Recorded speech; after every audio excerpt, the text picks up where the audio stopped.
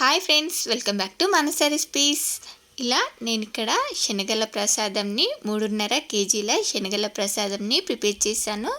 చాలా టేస్టీగా కుదిరాయి ఈ శనగల ప్రసాదం చేసుకోవడానికి ముందుగా ఇలా ఒక పెద్ద గిన్నెలోకి 3.5 కేజీల శనగల్ని తీసుకొని దీనిలోకి వాటర్ యాడ్ చేసుకొని వీటిని ఇలా ఒక 2-3 సార్లు శుభ్రంగా వాష్ చేసుకోవాలి.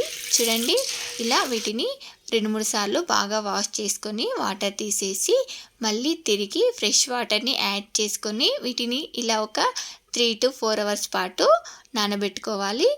చూడండి, వీటిని ఇలా ఒక 3 to 4 అవర్స్ నానబెట్టుకుంటే మనకి ఇవి ఇలా డబల్ సైజులోకి వచ్చేస్తాయి.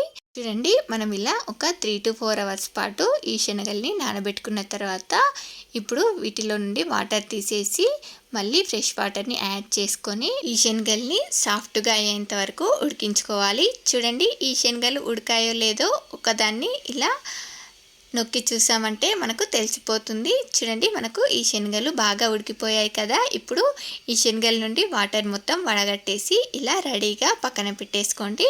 ఇప్పుడు ఈ శనగల్లోకి తాలింపుని వేసేసుకుందాం. ముందుగా ఈ శనగల తాలింపు కోసం ఇలా ఆయిల్ వేసుకొని ఆయిల్ వేడయిన తర్వాత ఆవాలు, జీలకర్ర, అలాగే మీకు కారానికి సరిపడా పచ్చిమిర్చి, దేవునికి ప్రసాదంగా చేస్తున్నాం కాబట్టి వెల్లుల్లి వేయకుండా ఇలా కొంచెం అల్లంనే కచ్చాపచ్చాగా దంచి వేసుకున్నాను. అలాగే మీకు టేస్ట్కి సరిపడా ఉప్పుని వేసుకోండి. నేను ఇక్కడ ఒక 2-3 స్పూన్ల ఉప్పుని వేసుకొని మనకు పచ్చిమిర్చి, అల్లం బాగా ఫ్రై అయ్యేంత వరకు ఫ్రై చేసుకోవాలి.